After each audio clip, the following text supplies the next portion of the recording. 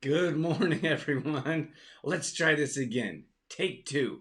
I was all ready to go early, and my computer ran out of storage.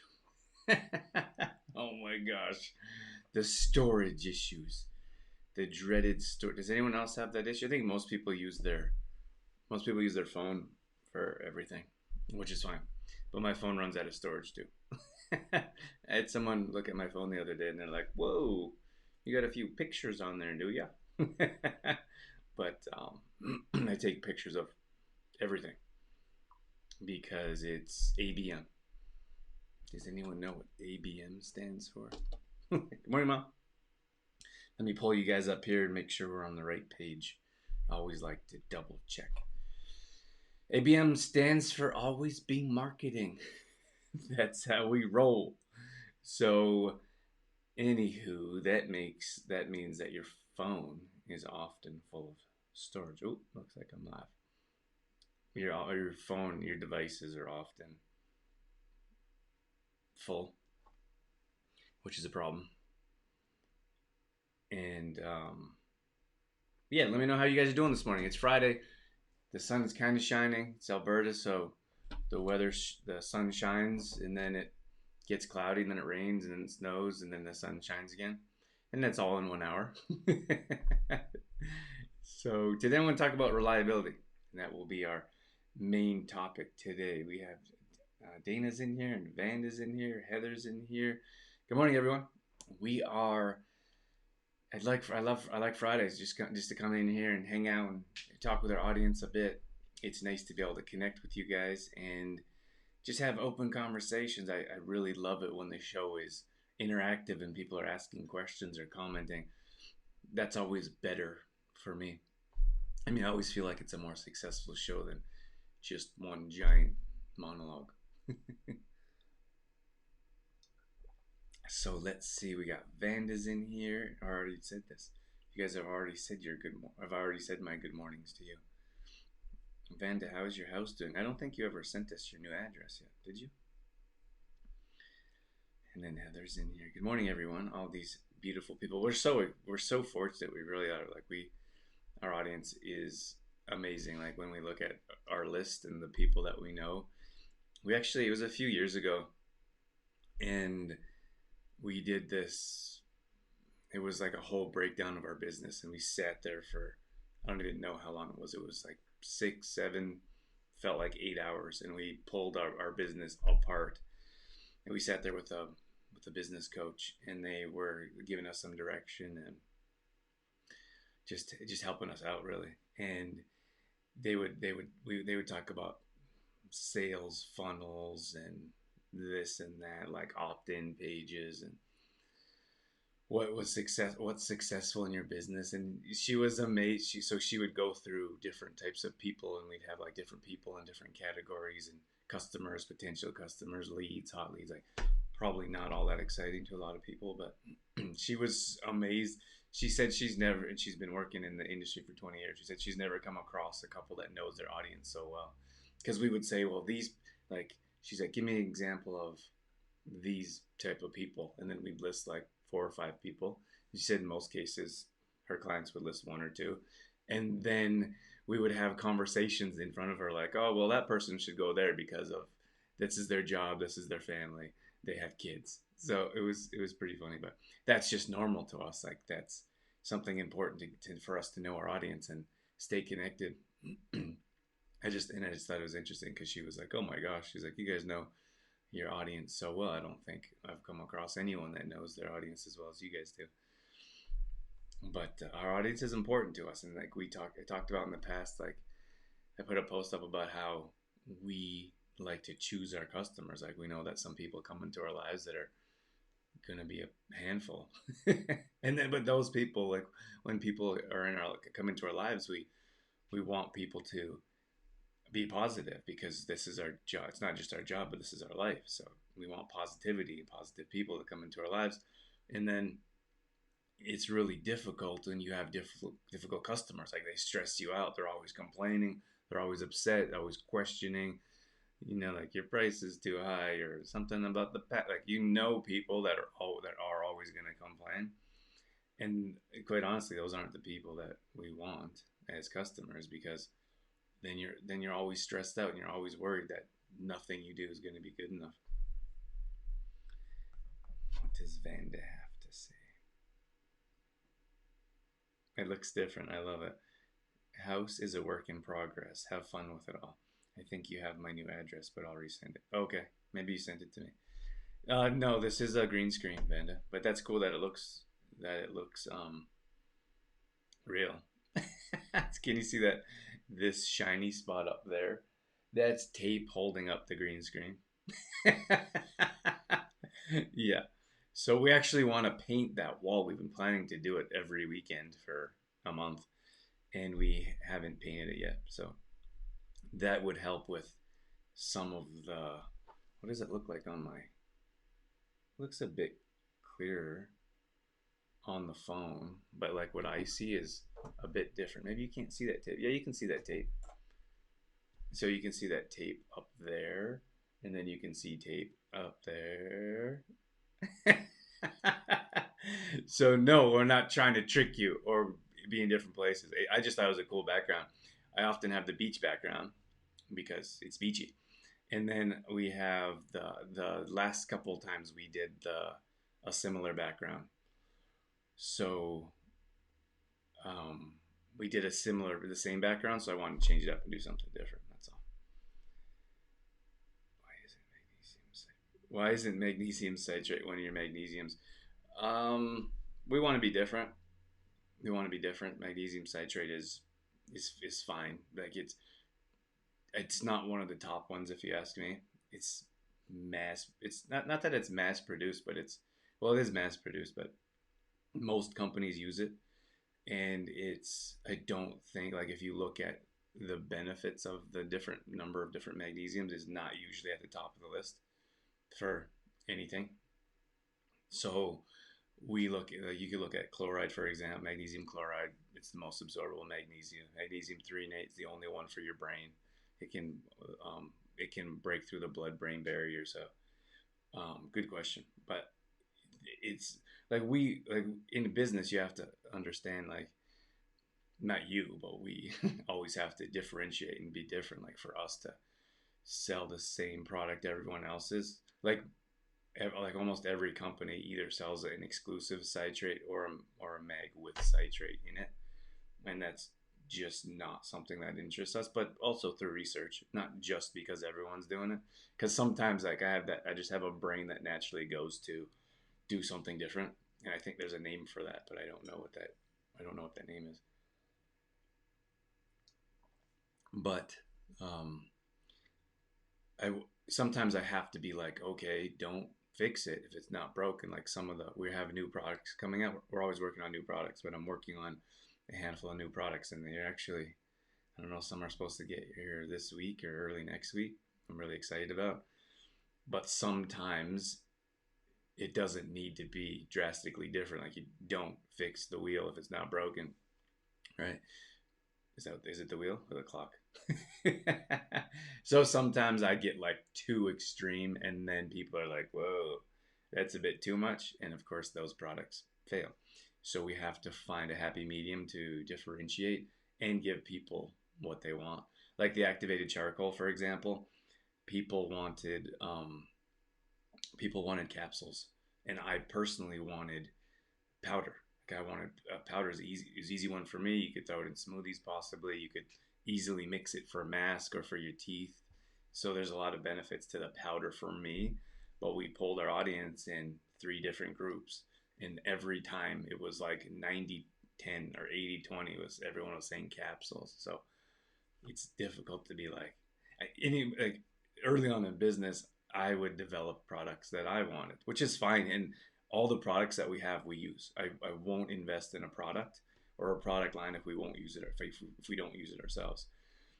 So that's also another stipulation for us in our products. Like, we have to want them, want to use them ourselves, experiment on ourselves, and then if we see benefits, we'll open that up to our audience. And then if our audience buys it, then we'll restock. We do a pretty good job of ordering a small amount, which is quite difficult. And much of what I do is negotiation. Like that's what I do. Like with suppliers, with manufacturers, I'll negotiate for hours, and then I'll walk away if they don't give me what I want, which is frustrating to both sides. But I want, because it's a huge risk, so I try to lower our risk and invest in the least amount of possible first, release that to our audience, and if they enjoy it, if they see benefits, if they want it, then we move forward with a larger order, which is usually tons of money for us. So at any rate, I hope that answers your question. But I do have, like, that happened with our protein. This is our vanilla protein, and it's a fantastic. It's beautiful. There's no chalky taste. There's no gas or bloating afterwards. It actually helps improve your digestion. I get all kinds of people like they that send messages in. I can't believe how good it tastes. There's no sugar, only 2 carbs. Like when we CTP, we use more for baking. But when I started with CTP, I wanted people to get your carbs, to get all your macronutrients, your fats, your proteins, and then your antioxidants. Like I thought, well, I know everyone should have all of those in one meal. So we released CTP, and it was a learning curve for a lot of people, and we had a small audience, so it was a tough sell. It sells much better now, especially when we explain it more so for baking and all the recipes that we've come up with. But when I worked with this company to get, because the thing is that they have to make a huge batch with it, and they have all this big fancy equipment, and they have to order all the ingredients, and for them to get their margin, they have to order a huge whack of ingredients. So they can't just order like us. They can't order like 1 or 2 of anything, or 10 or 20. They have to order thousands to make it worthwhile. So that's why you have to order, thousands and thousands of dollars worth of product.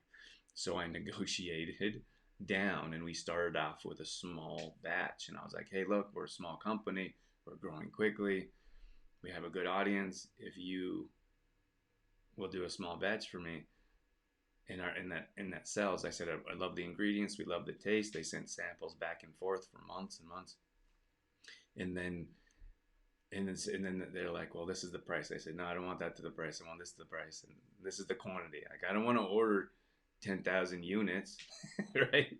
Because I didn't even know if it was going to sell.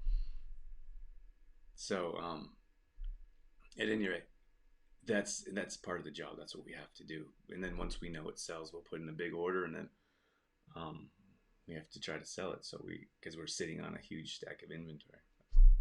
I don't know how exciting that is for everyone, but that's how it goes. There's a lot to the business end of it. But we do have a couple products coming in next week that I am jumping out of my skin about. So we'll release that in the future, though. But I did want to talk about reliability, because I think that it's almost a foreign concept for reliability. And there's so many benefits to being reliable and showing up for yourself, because when you're reliable, it makes you stand out in a different way. And I think it used to be something different. Reliability used to mean something like you showed up at your job, you kept your job, like you were loyal to your company, and you would, like maybe our grandparents or maybe even our parents, like they would stick with one job for most of their life. And that concept is foreign in today's day and age, with how quickly the world changes and how quickly jobs pop up, disappear. But that reliability, it means so much that I want to bring that topic out, because if we could understand that reliability, being a reliable person will help you stand head above shoulders in any situation. So it doesn't matter if you're looking for a job, or if you're trying to be there for a friend or family member, or if you say you're going to do something and you do it. I feel like it's become the norm to not show up. And here's the biggest issue is when I say show up, I don't mean like just show up in person. I mean like show up mentally, physically, energized, ready to go. Like show up, ready to go, ready to offer your best effort. And I just don't think we see that anymore. We don't see that in many different cases. But when it comes to yourself, and when we, so for example, we could take our fitness family, for example, and we say, show up for yourself for the workouts. So we do live workouts every Tuesday and Thursday, and we say, show up for yourself, but also show up for the group, show up for the community, because we have conversations going back and forth and we have people talking or asking questions. It's a whole energy thing. And even if you're, let's say you're not even working out and you show up and people are talking, asking questions, and you're watching a workout video, that changes your mental, it changes your mental aspect, changes your mind, it changes your motivation. The more you're around people doing positive things, successful things, the more you have those conversations, the more you see, read, talk, the more you're attracted to those things. So when I say show up, like just for workouts, like in particular, that's just one very small aspect of showing up for yourself. And that could not, I mean, that may not be for the fitness family in particular. That could be showing up for yourself to work out at home by yourself, maybe, or maybe you go to a gym or you go to a fitness class and you're showing up, but you're also showing up for the community. So there's a lot of different aspects when it comes to showing up for yourself. Again, I have to go back to the problem though, is that reliability, and it begins with yourself, but that reliability really isn't there anymore. Like we don't see that. You don't see that those people showing up consistently. And then the problem is that if you're not going to show up for other people, you don't show up for yourself. So you cancel your workouts, or you don't show up. You don't show up for your meal prep or your groceries, and you just kind of wander around and go through the motions, and we don't have any real clear, not goal. I don't like goals because other people don't like goals, but there's no clear path. You don't have your sights set on anything. You're just kind of wandering around. And what was that quote? It was an Alice in Wonderland quote, and it was something along the lines of, Alice says, where is the right path? And the cat says, well, where do you want to go? And she says, well, I don't know. I just want to find the path. And then the cat says, well, it doesn't. Then I guess it doesn't matter which path you take now, does it? So a lot of people don't know where they're going. Like you have to decide where it is, what you want, and then you come up with a calculated plan. You break that down and you usually reverse engineer it, and then you find a way to make that happen. But the problem is not knowing the direction you want to go, but then continually showing up for yourself, showing up for others to make that happen. So let me know if you guys have any questions or comments with that. Let me know how you guys show up for yourself. You could be, even if you're watching the replay, it's always nice to know who's watching the replay, but it's the concept of showing up for yourself. I don't feel it's that powerful because we don't put ourselves first. We actually put ourselves last, especially women. As far as I can tell, there's all ladies in here. And as natural caregivers, you always think about other people. You always think about, we don't really think about ourselves first. We would think about our spouse and our children or our grandchildren. We think about our friends and our coworkers. And I'm not saying there's anything wrong with that. I'm just saying that if you continually put yourself to the bottom of the list, we're not going to be able to find the results we're looking for ourselves. So you can say, well, I've never been able to feel energized, like my digestion is out of whack. So you say, well, did you have your meal? Like, no, I was busy making a meal for everyone else and didn't get a chance to make my own. That's a good one. Or did you get your workout in? No, the kids got up late, or I was rushing them around, got them up early, and then by the time I got them out the door, I had to go to work myself, so I missed my workout. But see, I'm not saying that there's a problem with that in particular. I'm saying the problem is that when people don't see the results they're looking for, we have to dig deep and be like, why aren't we seeing the results? So instead of getting up a little bit earlier and getting your workout in before all the chaos happens, as soon as you wake up in the morning, that didn't happen. So it would start with bedtime. Actually, it would start with, I gotta get myself ready for bed, get my morning set up. Like breakfast is already set up in the morning, bags are packed, fitness clothes are ready to go, whatever it is. Even maybe the kids' lunches are packed.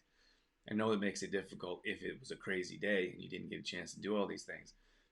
But that evening setup for the morning is the prep that you need to set your day up for success. So then everything is all ready to go. So then you go to bed a little bit earlier, you wake up earlier, you get your workout in, and your breakfast is already prepared. So you can already boost your metabolism and have some food first thing in the morning. The kids' lunches are already packed, they're ready to go. So it's all about prep. But we also have to look at if we're showing up for ourselves. Like, did you show up for yourself that night before in prep?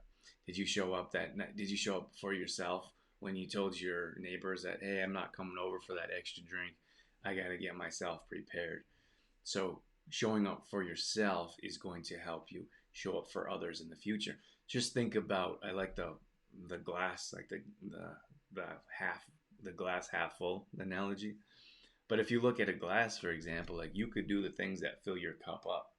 So if you do your workouts and you do your meal prep and you your yoga, your meditation, your whatever it is, mental, physical, your glass is full. But the more things that you do for other people, the lower your glass becomes. And the problem is by never doing anything for yourself, for your own glass, it becomes empty. And when you have an empty glass, you have nothing to give. So, but that all circles back around showing up, being consistent, being reliable. And it's not just reliable when I'm talking about being reliable for other people or for yourself. Or, yeah, if you, excuse me, if you're not reliable to other people, you're not going to be reliable to yourself either. So I just think it's so powerful when it comes to being reliable, showing up for yourself, showing up for others. Of course, there's two sides of the coin. When you say you're going to show up, when you say you're going to be somewhere, you be there. And I think there's different types of people. Like there's one type of people that rarely shows up and they don't think anything of it because that's who they are. Like, nah, like I don't even know what they think. Like I'm one of those people that say, if I say I'm gonna do something, I'm gonna do it. If I say I'm gonna be somewhere, I'm gonna be there. But then you have the other type of people that are like, and I honestly I don't know what they think. I don't know what they think when it's like, yeah, I'll be there, and then they either don't show up at all and don't say anything, or they don't call or message or email and say, hey, I'm not gonna be there. You know, one of the things is when I have someone on my radio show, I've been doing it for 10 years.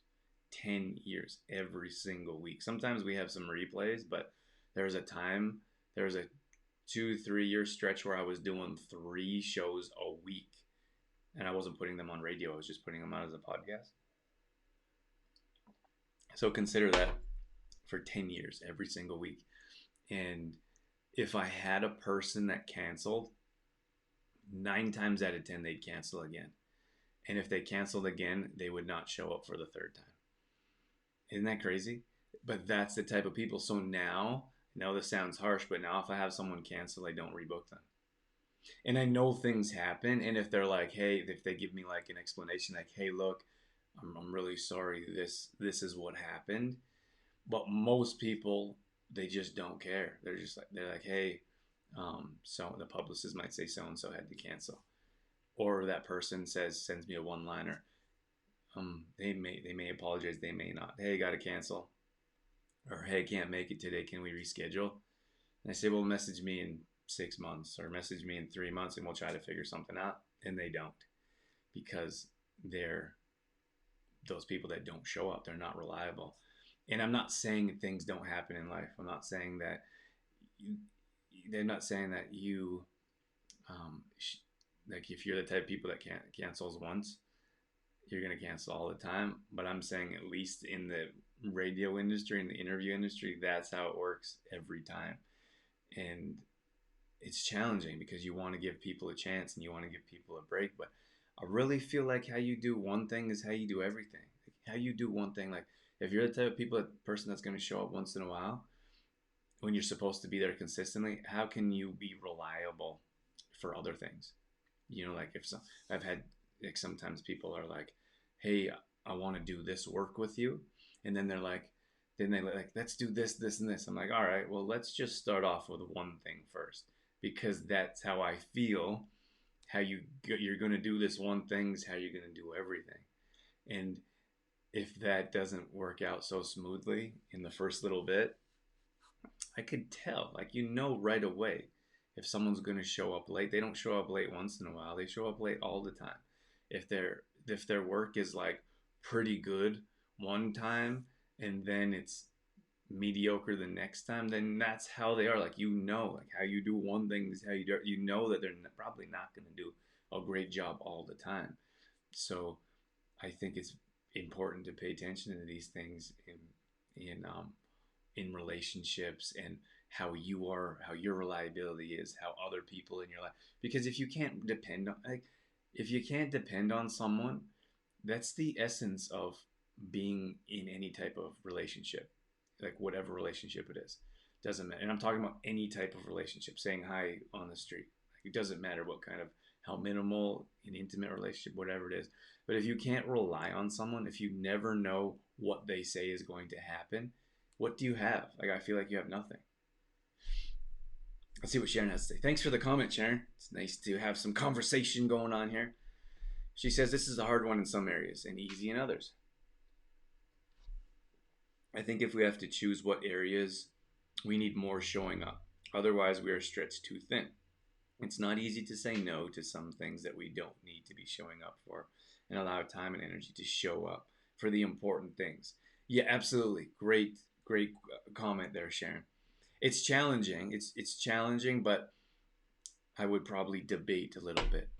I would argue that you do have to find what's important to you, without question. Like, you have to find out what's important to you, and then you commit to that importance. Like, you commit to yourself and you commit to the other people in your life.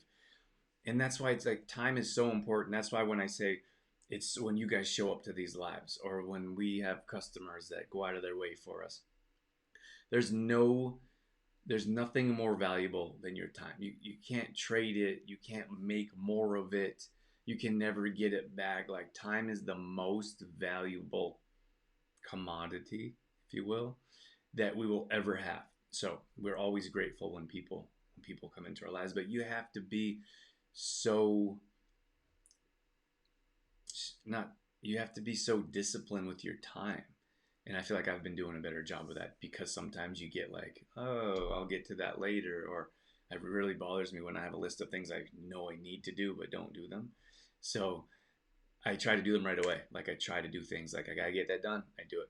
And I know that becomes a list, but we have to be very almost analytic with our time, and then we have to figure out, like, that's why I said what it is that you want, like what it is that you want, and you dedicate your time for that, and you show up for the time for.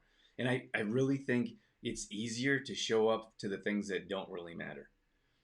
Do you know what I mean? Like, if it's easy to show up and do the simple things, those probably aren't the most important things. You show up to do the more challenging things. And I don't mean more challenging. I mean, like, maybe you show up to your spouse's, like, maybe you really need to show up to your spouse's dinner with their staff. Maybe that's important to your spouse, which means it's important to you. So you show up for them, but then you have to, maybe you go get a nice dress or a suit, and then you have to book the night off, and maybe you have to find someone to watch the kids.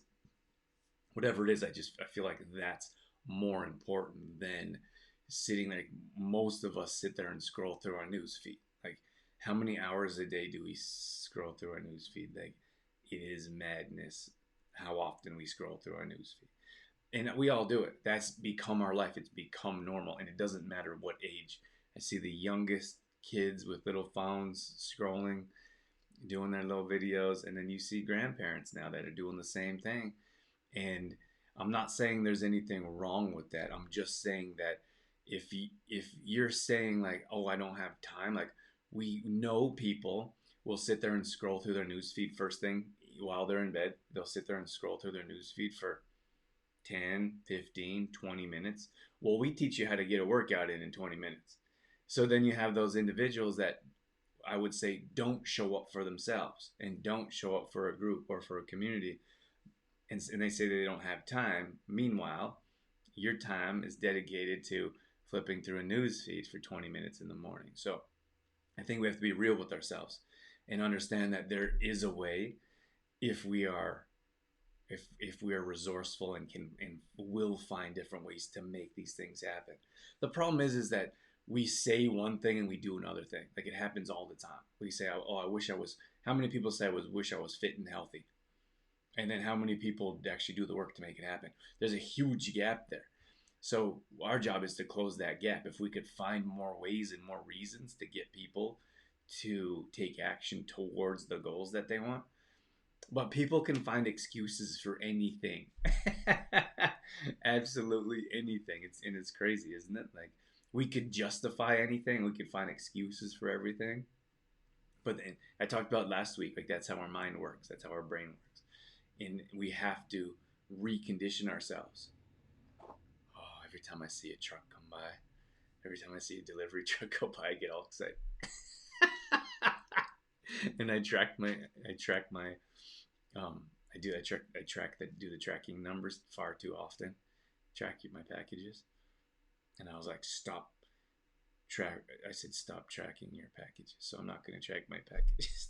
And it's Friday, right? Like, I don't like business wise. I don't like Friday because people don't want to work Friday, and I'm supposed to have a package today or Monday, and I'm trying to condition my brain to be like, it's not gonna show up because people are not gonna want to do the show up. Hey, if you're enjoying the show, can you hit that little hearts button?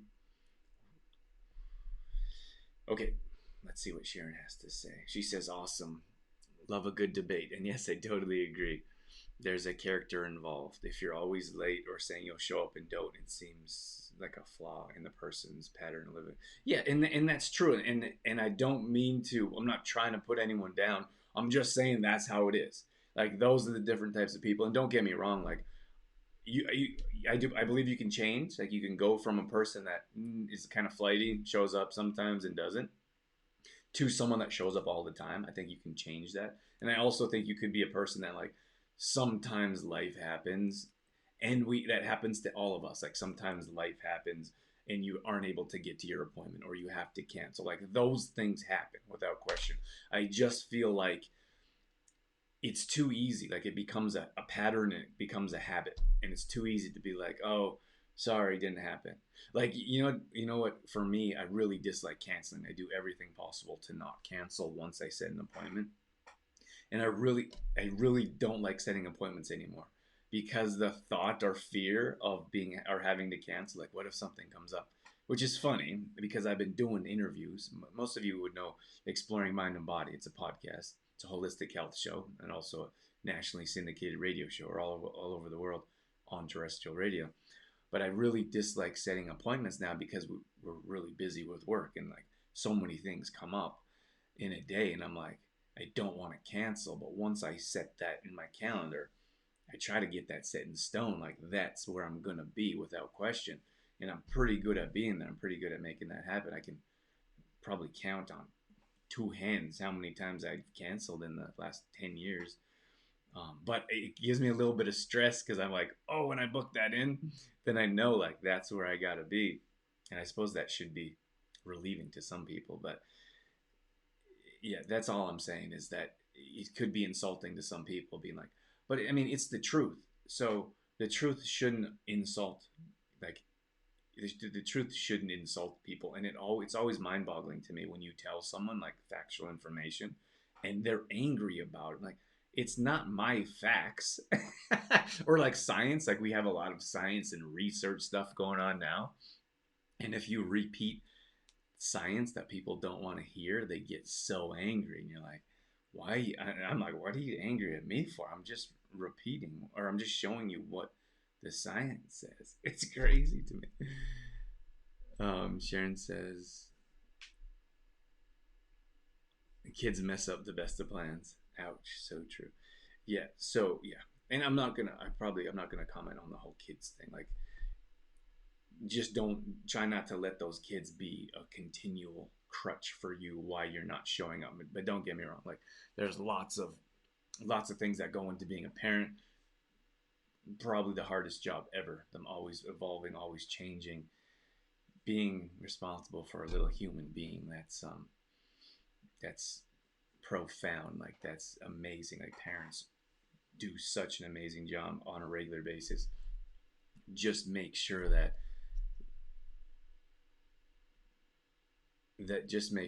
that isn't used as a crutch, like, oh, my kid, oh, I have to do this with my kids. And then, like, then you become that person that never shows up. If you're always like, oh, my kids are always causing me to change my schedule. Okay, I mean, that's fine, but also understand that there are people that have kids and never miss schedules, right? And that's a fact, Sharon says. And then, oh, she said exactly. Yeah. Morning, Annette. Annette says, I am very late. That's okay, Annette. We're talking about showing up on time. No, I'm just kidding. I'm just kidding. But you know, the thing is, like, when you share information like this, like, it's really hard for people to not take it personally and then to take it out of context.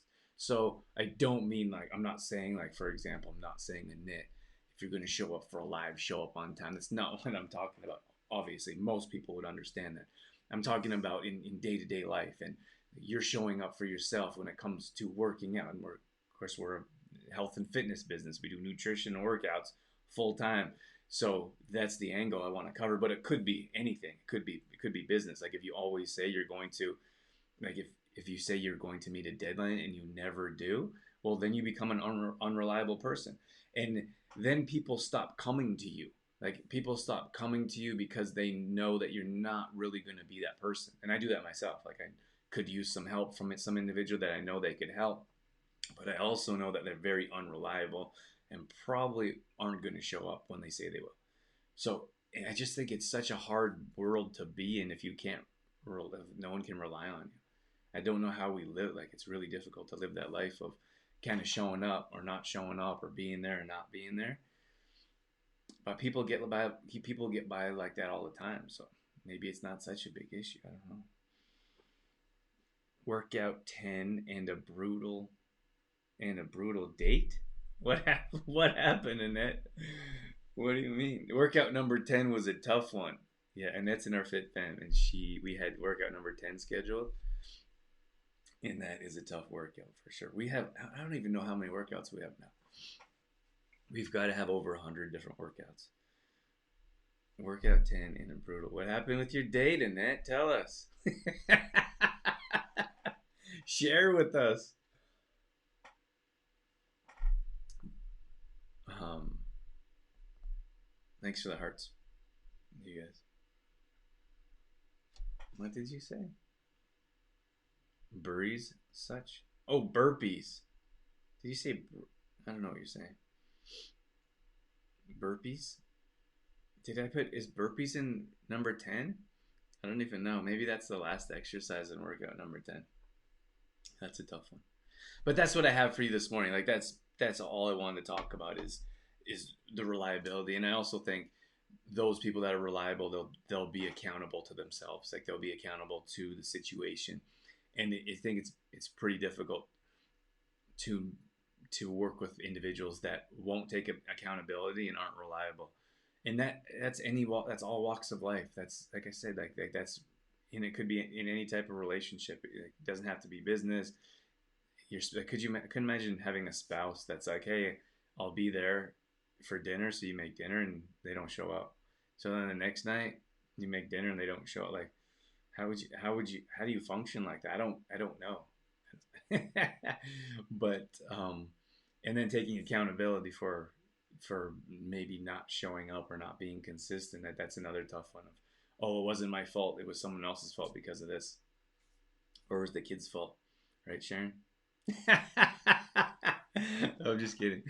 But you have to take accountability for your actions or inactions, and I feel like we would have a stronger world, we'd have stronger communities, we'd have stronger relationships if we're like, hey, look, my apologies. You know what, the best thing that you could do is you could send a message if you're running late or if you're not going to show up.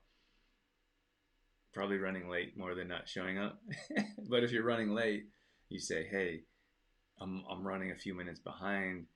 My apologies, I'll be there. Just so the person isn't sitting there waiting for you. Blaming is a whole different episode.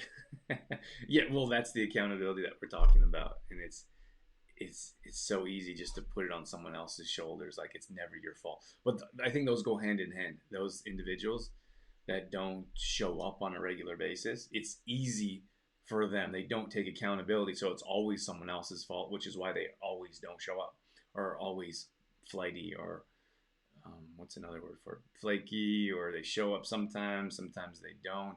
But that's a mindset. That's a mindset of like, I'm not going to show up because it could be someone else's fault. Like some people say they're going to do something and they don't know that they're going to do it. Like they don't have any plans to follow through. Like, meh, maybe I'll do that.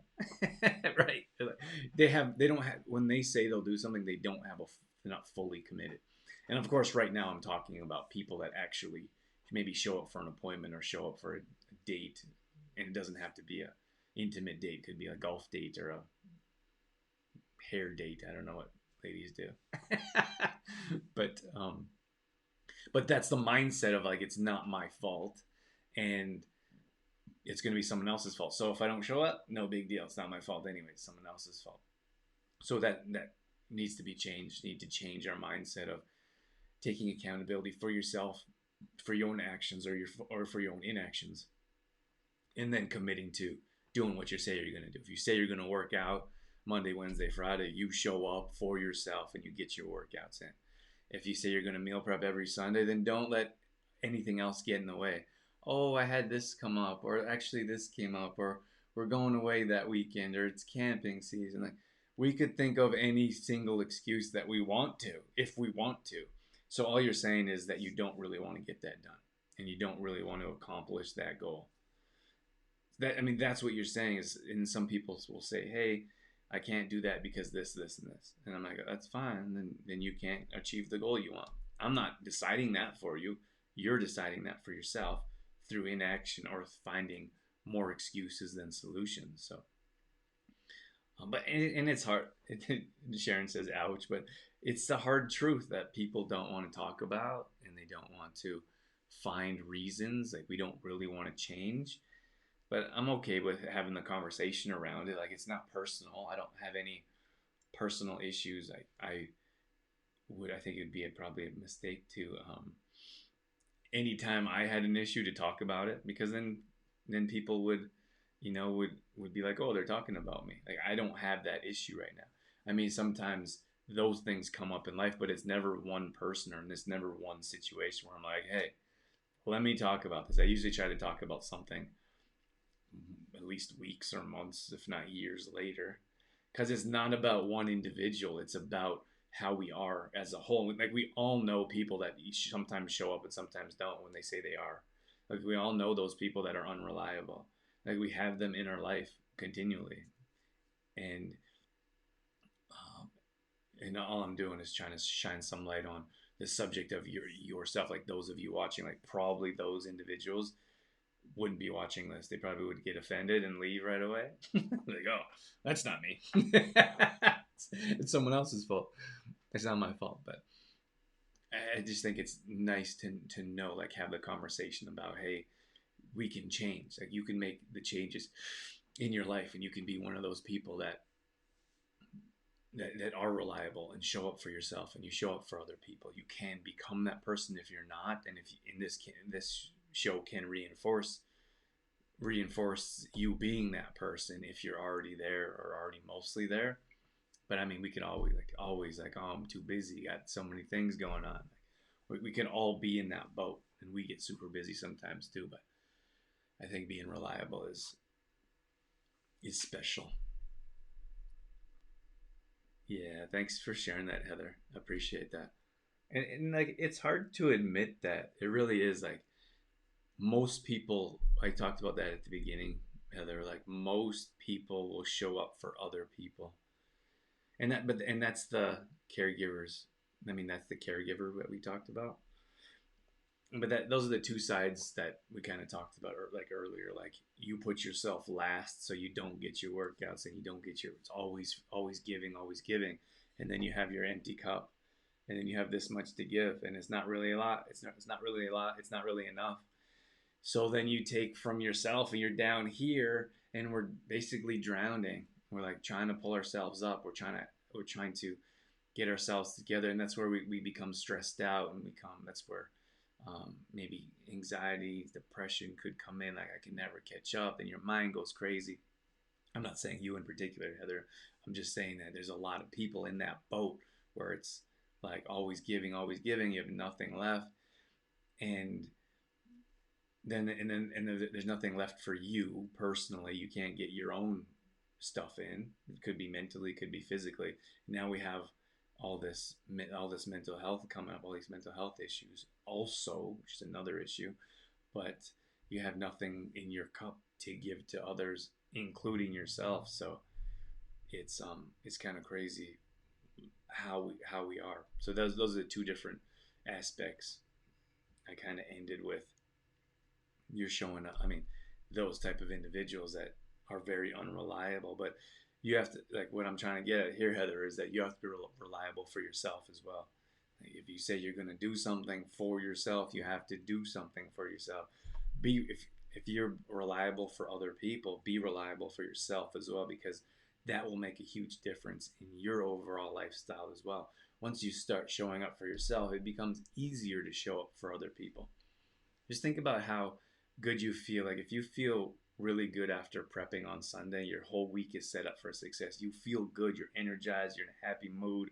Monday morning comes, you have your workout scheduled. You know what your workout you're going to do. You get 20-minute workout in, get a nice little glow, nice little sweat on. You're energized, you're happy, you're feeling good. So then when one of your kids comes into the room, or one of your spouses one of your spouses comes into the room, and then you're not short with them. They ask you a question and you're not offended by it, so you don't snap back. You're just happy. Like, hey, how you doing? I made you lunch last night. It's ready to go, and you know what? Dinner's ready to go too. So as soon as you get home from work, dinner's coming. Or I put dinner aside. As soon as you get home from work, you start cooking dinner. When I get back, there's a lot of different things. Heather says, "Oh, for sure, I'm working on it." Yeah, for sure. And it's Sharon says, haha, one of my spouses. Yeah. But it is a work in progress, and I feel like there's a lot of guilt and maybe even resentment for yourself when you're like, oh, I'm not perfect, or I'm always putting myself last, so that's why I'm not able to do these things. But it's with everything. Like, if you've ever done, like, prayer might be different, but I go through it with meditation. Like, I meditate every day, and then I slowly stop, and then I have to get back on the train. And then some people, same thing with workouts. We know a lot of people are like consistent with workouts, especially in the Fit Fam. We see them live Tuesday, Thursday for a couple weeks, or not a couple weeks, a couple months, and then they start slipping away. And then we're like, hey, come on, let's get it going. Let's do this challenge, and then we can get people back in. But it's always a work in progress. Otherwise, I don't know, like, who's perfect? If it's not a work in progress, then we're perfect. And like, I feel like when we like one of our catchphrases is choose better. Like, choose better, choose a better answer. In this case, choose more reliability, choose accountability, but be accountable to yourself as well. Be accountable to yourself that I said I'm going to show up for myself. I'm going to show up for myself. I'm going to make that happen. Otherwise, you don't want to be that unreliable person to yourself. Like, if you don't want to be it to other people, then you don't want it to be yourself either, because then you deal with that constant struggle of like, oh, I want to start a fitness program, but I can never get through it. Or we get the diet one. I really want to start that diet, but and we're like, whoa, it's not a diet. This is lifestyle. So, yeah, it's definitely a work in progress. So be gentle with yourself, but be firm. Because if you're too gentle, be gentle with your guilt, I suppose, because we don't want to be the people that's on the flip side, like going, that's always excuses or always issues, and never, it never follows through, even for yourself, because there's always a problem. There's always a reason why you can't do it, because we have to come up with better solutions instead of better excuses.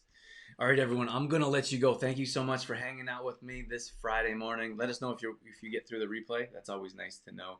Thank you for the hearts, hitting that little hearts button, And those of you that have been hanging out with me live, I appreciate that as well. I don't know if we have anything new coming up that I can think of. I don't have any. I hope you guys have a great weekend. Hopefully the weather is turning for the better. I don't know. It's pretty rainy in Alberta, but wherever you are, I hope you get some sunshine. You get some vitamin D shining bright, and we'll do some announcements with our new products. First in our Fit Fam. If you're interested in any details about our workouts, nutrition within our fitness family, let us know. But all the new news gets released to them first, and then we release to the public. So when we have our new stuff coming in, we'll share that coming out. I hope you guys have a wonderful day. My mom says thank you. Have a great weekend, everyone. And we'll catch up with you later. Have a great day, and adios.